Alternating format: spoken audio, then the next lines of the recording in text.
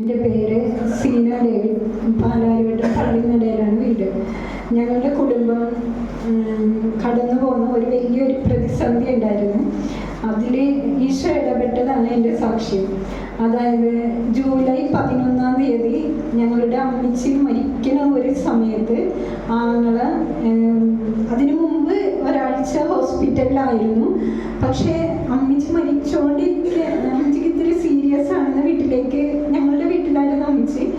അപ്പോൾ വിളിച്ച് പറയുന്ന ആ സമയത്ത് ആങ്ങളുടെ വൈഫ് പറയുന്നു, ഞങ്ങളുടെ ആങ്ങളിനെ ആൻഡ്രൂസ് എന്നാണ് ആങ്ങളുടെ പേര്, പെട്ടെന്ന് അവന് ക്രിട്ടിക്കലായിട്ട് ഞങ്ങൾ കളമശ്ശേരി മെഡിക്കൽ കോളേജിലേക്ക് പോയിക്കൊണ്ടിരിക്കുകയാണെന്നും പറഞ്ഞാണ് അവിടുന്ന്. ആ സമയം വരെ വേറെ കുഴപ്പമുണ്ടായിരുന്നു. ഒരു ഫിക്സൊക്കെ വന്ന് ഒന്നുമില്ലാതിരുന്ന ആൾക്ക് ഫിക്സൊക്കെ വന്നിട്ടാണ് ഒരു ഹോസ്പിറ്റലിൽ അഡ്മിറ്റ് ചെയ്തേച്ച്.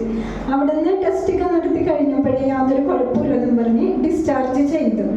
പക്ഷേ ഈ ജൂലൈ 10 അവനെ വീണ്ടും അഡ്മിറ്റാക്കി. പിന്നെ 11 ഈ ക്രിട്ടിക്കൽ എന്നും പറഞ്ഞുള്ള രീതിയിലായത്.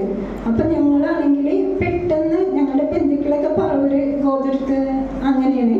ഇവിടെയെന്ന് വെച്ചാൽ കുറച്ച് പേരുള്ളൂ. അപ്പം ഞങ്ങളുടെ അമ്മച്ചി മരിക്കുകയും ചെയ്ത്. പക്ഷെ ആ സമയത്ത് ഞങ്ങൾ 3 പെൺമക്കളും ഒരാണുമാണ്. അമ്മച്ചി മോനും എന്ന് പറഞ്ഞാൽ ഞങ്ങളെ ഭയങ്കര ഭയങ്കര സ്നേഹമാണ്. ആ സമയത്ത് അമ്മച്ചിക്ക് ആ ലാസ്റ്റ് മൊമെന്റ് വരെ ഓർമ്മയുണ്ടായിരുന്നു. അപ്പൊ ആ സമയത്തൊക്കെ അവൻ അന്വേഷിക്കുന്നുണ്ടായിരുന്നു, എല്ലാവരും അടുത്തുണ്ട്. അപ്പൊ ഞങ്ങൾ അമ്മച്ചിനോട് പറഞ്ഞു, അമ്മച്ചി ആൻഡ്രൂസ് ഇവിടെ ഉണ്ട് കേട്ടോ, അമ്മച്ചി കാണാത്തത് കൊണ്ടാണ് ഇവിടെ ഉണ്ട്. അപ്പൊ അമ്മച്ചി എപ്പോഴും ഇവന് വയ്യെന്ന് പറഞ്ഞാൽ പനിയൊക്കെ വരും. അപ്പൊ അതുപോലെ അമ്മച്ചി പ്രാർത്ഥിക്കട്ട, ഈശോനോട് പറയട്ടാന്നാണ് മരിക്കണേക്ക് മുമ്പ് ഇവനെ പറ്റി പറഞ്ഞത്. അപ്പൊ അത് കഴിഞ്ഞിട്ടാണ് ഞങ്ങൾ വിളിക്കുന്നത്. അപ്പം കളമശ്ശേരി ചെന്നപ്പോഴെന്ന് വെച്ചാൽ ഇവൻ്റെ അവസ്ഥ പറവൂരിന്ന് പോയിക്കൊണ്ടിരിക്കുമ്പോൾ ഫിക്സ് വന്നുകൊണ്ടിരുന്ന് ബോധം പോണ്. ഫിക്സ് വന്നാൽ അങ്ങനെയാണ്. പക്ഷെ ഇത് കളമശ്ശേരി മെഡിക്കൽ കോളേജിൽ എത്തിക്കഴിഞ്ഞിട്ട് പോലും അവർക്കൊന്നും ചെയ്യാൻ പറ്റില്ല. കാരണം ഫിക്സ് വന്നുകൊണ്ടേ ഇരിക്കണം. പിന്നെ ഒരു വെന്റിലേറ്റർ എന്നും പറഞ്ഞാൽ അവിടെ ഒക്കെ ഫില്ലായിരുന്നു. ആ സമയത്ത് പനിയൊക്കെ ഉള്ള സീസണായിരുന്നു.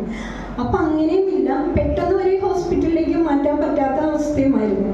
പക്ഷെ പെട്ടെന്ന് അവിടെ ഹോസ്പിറ്റലിൽ റെക്കമെൻഡേഷനൊക്കെ ചെന്ന് വെന്റിലേറ്ററൊക്കെ കിട്ടി. ഡോക്ടേഴ്സ് വന്ന് പെട്ടെന്ന്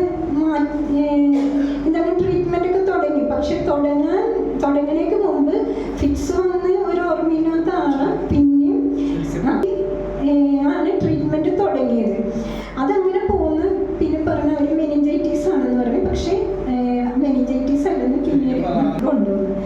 അപ്പം എന്ന് വെച്ചാൽ അവിടെ ചെന്നിട്ടും ഇവൻ്റെ ട്രീറ്റ്മെൻറ്റായിട്ട് നടക്കുമ്പോൾ ഇവന് ആളെ കണ്ട് ഭയങ്കര സീരിയസുമാണ്, പ്രശ്നമാണ്, എല്ലാമാണ്. പക്ഷെ ടെസ്റ്റുകൾ എന്ത് തന്നെ നടത്തിയാൽ യാതൊരു കുഴപ്പമില്ല, അതെല്ലാം നോർമൽ അവസ്ഥയാണ്. പക്ഷെ അവനും ഭാര്യ അല്ലെങ്കിൽ അവർക്ക് രണ്ടുപേർക്കുമാണ് എല്ലാവർക്കും ഒരു ടെസ്റ്റ് നടത്തി കഴിഞ്ഞാൽ അത് നെഗറ്റീവ് ആയാൽ സന്തോഷമായിരിക്കും.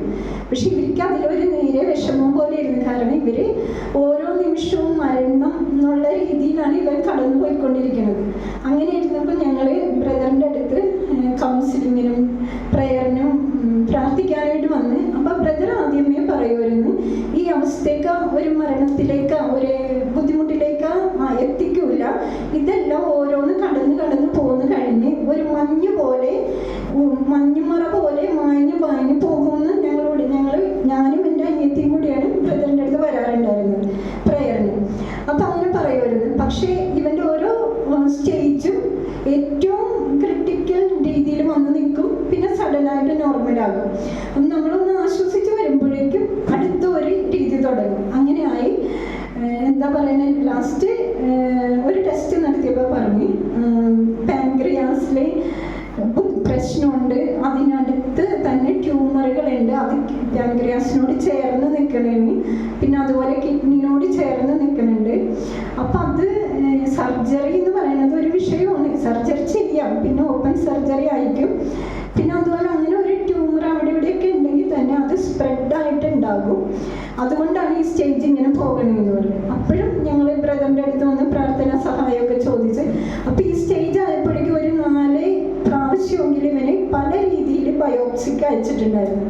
അപ്പോൾ ഈ ടെസ്റ്റ് നടത്തി കഴിഞ്ഞപ്പോഴും വേറൊരു ഹോസ്പിറ്റലിൽ കൊണ്ടുപോയതാണ് ഈ സ്കാൻ നടത്തിയത്. അത് കഴിഞ്ഞ് തിരിച്ച് ഈ ഹോസ്പിറ്റലിൽ കൊണ്ടുവന്നിട്ട് അവർ ഒരു അൾട്രാസൗണ്ട് കൂടി ചെയ്ത്. അപ്പോൾ അവർ പറഞ്ഞ് ഇത് ട്യൂമർ അയക്കാൻ സാധ്യതയില്ല, ഇത് സ്റ്റോൺ ആകാം. അങ്ങനെ ഒരു ചെയ്തപ്പോൾ തന്നെ പറഞ്ഞ് പാൻക്രിയാസിൽ നിന്ന് എടുത്ത് ബയോപ്സിക്ക് അയക്കണം. ഈ ഒരു സിറ്റുവേഷനൊക്കെ ഉണ്ടെങ്കിലും, കാരണം അവനും അറിയാനുണ്ടായിരുന്നു, ഇതെല്ലാം അറിയണ ഒരു സ്റ്റേജും ഇത്ര 3-4 മാസമായിട്ട് കുഴപ്പമില്ല നോർമലാണെന്ന് പറഞ്ഞുകൊണ്ടിരുന്നിട്ട് ലാസ്റ്റ് വന്ന് ഒരു വലിയൊരു പ്രശ്നത്തിലേക്കാണ് ചെന്ന് നിന്നത്. അപ്പോഴത്തേന് ഞങ്ങളുടെ വിഷമം ഇവൻ്റെ ഈ രോഗത്തിൻ്റെ അവസ്ഥ മാത്രമല്ല, ഇവരെല്ലാവരും ഇത്രയും പ്രാർത്ഥിച്ചിട്ട് എന്താണ് ഇങ്ങനെയെന്നൊക്കെ ഉള്ള രീതിയിലും അവൻ്റെ അടുത്ത് ചെന്ന് പ്രാർത്ഥിക്കാമെന്ന് പറഞ്ഞാൽ അവനും വൈഫും ഒക്കെ ഇനി എന്തിനാണ് പ്രാർത്ഥിച്ചിട്ട് എന്ത്, ആ ഒരു രീതിയിലേക്ക് നിരാശയിലേക്കും മടുപ്പിലേക്കാണ് അവർ പോയിക്കൊണ്ടിരുന്നത്. ഞങ്ങൾക്ക് ഉറപ്പുണ്ടായിരുന്നു ഈശോ എന്തെങ്കിലും രീതിയിൽ ഇടപെടുമെന്ന്. പക്ഷേ അതിനേക്കാളും വെല്ലുവിളി അവരുടെ മനസ്സടഞ്ഞു പോണ, വിശ്വാസം പോയിക്കൊണ്ടിരിക്കുന്ന അവസ്ഥ വളരെ വലുതായിരുന്നു. അപ്പം ബ്രദറും ഈ ഹോസ്പിറ്റലിൽ പ്രാർത്ഥിക്കാനായിട്ട് വന്നിരുന്നു. ബ്രദറിന് അവൻ്റെ അവസ്ഥ ഞാൻ പറയുന്നേക്കാളും വലുതായിരുന്നെന്ന്, രോഗത്തിൻ്റെ അവസ്ഥയും വിശ്വാസത്തിൻ്റെ അവസ്ഥയും ഞാൻ പറയുന്നതിനേക്കാളും വലുതാണെന്ന് ബ്രദറിന് മനസ്സിലാവുന്നുണ്ടാവും. കാരണം അത് കഴിഞ്ഞ് പക്ഷെ ബയോപ്സിയുടെ റിസൾട്ട് ഒരാഴ്ചയൊന്നും നീണ്ടു പോയില്ല. അത് നെഗറ്റീവായിട്ട് തന്നെ വന്നു. കാരണം അതിൽ പ്രശ്നമില്ല, ഒരു ട്രീറ്റ്മെൻറ്റ് കൊണ്ട് മാറ്റാമെന്ന് പറഞ്ഞു. പക്ഷെ സർജറി അവിടെ വേണമായിരുന്നു. അങ്ങനെ ഓപ്പൺ സർജറി ആയിരുന്നു. പൈസയുടെ കാര്യമൊക്കെ ഒരു വലിയ എമൗണ്ടൊക്കെ തന്നെയാണ് അവർ പറഞ്ഞത്. പക്ഷെ അതൊക്കെ ദൈവം പെട്ടെന്ന് തന്നെ ഒരു വലിയൊരു അത്ഭുതം നടത്തിയ പോലെ തന്നെ, ഞങ്ങൾ പ്രതീക്ഷിക്കാത്ത വിധത്തിൽ തന്നെ പൈസയുടെ കാര്യങ്ങളെല്ലാം ശരിയാക്കി തന്നു. പിന്നെ ഓപ്പൺ സർജറി നടത്തുന്ന സമയത്ത് തന്നെ ഞങ്ങൾ അറിയണ ഒരു നേഴ്സും അവിടെ ഉണ്ടായിരുന്നു. ആ നേഴ്സ് പറഞ്ഞത് സർജറിക്ക് അവർ എഴുതി റിപ്പോർട്ടാക്കി വെച്ച പ്രൊസീജിയർ തന്നെ നമുക്ക് വായിച്ചാൽ തന്നെ നോക്കിയാൽ തന്നെ പേടിയാവുമായിരുന്നു, അതുപോലെയായിരുന്നു. അപ്പം അങ്ങനെ ഒന്നും ഉണ്ടായേക്കല്ലേ, ഈശോ ഇടപെടണേ എന്നുള്ള ഒരു കസിൻ നേഴ്സായിരുന്നു. ഇടപെടണേ എന്നുള്ള ഒരു പ്രാർത്ഥനയോടുകൂടിയാണ് ഞാനൊക്കെ അതെടുത്ത് മാറ്റി. പിന്നെ പാൻക്രിയാസിനോട് തൊട്ട് ചേർന്ന് നിന്ന് ഉണ്ടായിരുന്നു എന്ന് പറഞ്ഞ ട്യൂമർ അത് നീങ്ങി, ഈ പാൻക്രിയാസിനെ തൊടാതെ തന്നെ അത് എടുത്തു മാറ്റാനായിട്ട് ഡോക്ടേഴ്സിന് സാധിച്ചു. പിന്നെ അവരത് ഇത് സ്പ്രെഡ് ചെയ്തിട്ടുണ്ടാവുന്നുള്ളത് നോക്കിയായിരുന്നു. അങ്ങനെ സ്പ്രെഡിങ് ഒന്നും ഉണ്ടായിരുന്നില്ല.